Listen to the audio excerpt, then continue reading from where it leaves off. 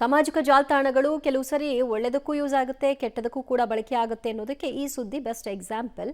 YouTube ಅನ್ನ ನೋಡಿ ಕಳ್ಳತನ ಮಾಡೋದು ಹೇಗೆ ಅಂತ ಕಲ್ತ್ಕೊಂಡಿದ್ದಂತೆ ಆರೋಪಿ. ಈಗ ಆತ ಕೂಡ ಅರೆಸ್ಟ್ ಆಗಿದ್ದಾನೆ.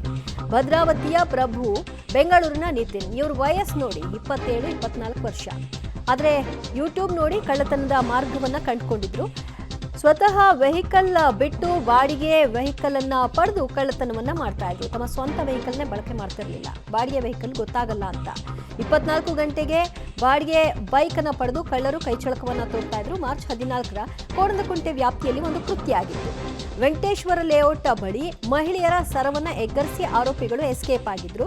ಬನಶಂಕರಿ ಖಾಸಗಿ ಸಂಸ್ಥೆಯಲ್ಲಿ ಬೈಕ್ ಬಾಡಿಗೆ ಪಡೆದು ಕೃತ್ಯ ಮಾಡಿರೋದು ಬೆಳಕಿಗೆ ಬಂದಿದೆ. ಬಂಧಿತರಿಂದ ಒಟ್ಟು 2.8 ಲಕ್ಷ ಮೌಲ್ಯದ ಚಿನ್ನಾಭರಣ ಪಲ್ಸರ್ ಬೈಕ್ ಅನ್ನ ವಶಕ್ಕೆ ತೆಗೆದುಕೊಂಡಿದ್ದಾರೆ. ಕೋಣನಕುಂಟೆ ಪೊಲೀಸ್ ಠಾಣೆಯಲ್ಲಿ ಈ ಸಂಬಂಧ ಪ್ರಕರಣ ಕೂಡ ದಾಖಲಾಗಿದೆ. ಆ ಒಂದು ಬೈಕ್ ನಂಬರನ್ನ ಟ್ರೇಸ್ ಮಾಡಿದಾಗ ಆಗ ಗೊತ್ತಾಗುತ್ತೆ ಇವರು ಬಾಡಿಗೆಗಾಗಿ ಬೈಕ್ಗಳನ್ನು ಬಳಕೆ ಮಾಡ್ಕೊಂಡಿದ್ರು, ತಮ್ಮ ಸ್ವಂತ ವಾಹನವನ್ನು ಬಳಕೆ ಮಾಡ್ಕೊಳ್ತಿರ್ಲಿಲ್ಲ ಅಂತ. ಅಂದರೆ ಎಸ್ಕೇಪ್ ಆಗೋದಕ್ಕೆ ಒಂದು ಸುಲಭ ಮಾರ್ಗ ಅಂತ. ಕೋಣನಕುಂಟೆ ಪೊಲೀಸ್ ಠಾಣೆಯವರು ಕೂಡ ಸರಗಳ್ಳತನ ಮಾಡ್ತಾ ಇರ್ತಕ್ಕಂತಹ ಇಬ್ಬರು ವ್ಯಕ್ತಿಗಳನ್ನು ಬಂಧಿಸಿ ಅವರಿಂದ 38 ಗ್ರಾಂ ಚಿನ್ನದ ಸರ ಮತ್ತು ಒಂದು ದ್ವಿಚಕ್ರ ವಾಹನವನ್ನು ವಶಪಡಿಸಿಕೊಂಡಿದ್ದಾರೆ. ಒಟ್ಟು ಮೌಲ್ಯ ಸುಮಾರು 2.5 ಲಕ್ಷ.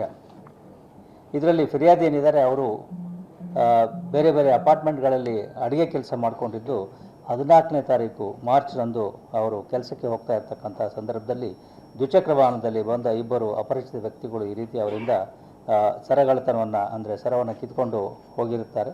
ಪ್ರಕರಣದ ತನಿಖೆಯನ್ನು ಕೈಗೊಂಡ ಕೋಣನಕುಂಟೆ ಪೊಲೀಸರು 29 ಮಾರ್ಚ್ರಂದೇ ಈ ಪ್ರಕರಣದಲ್ಲಿ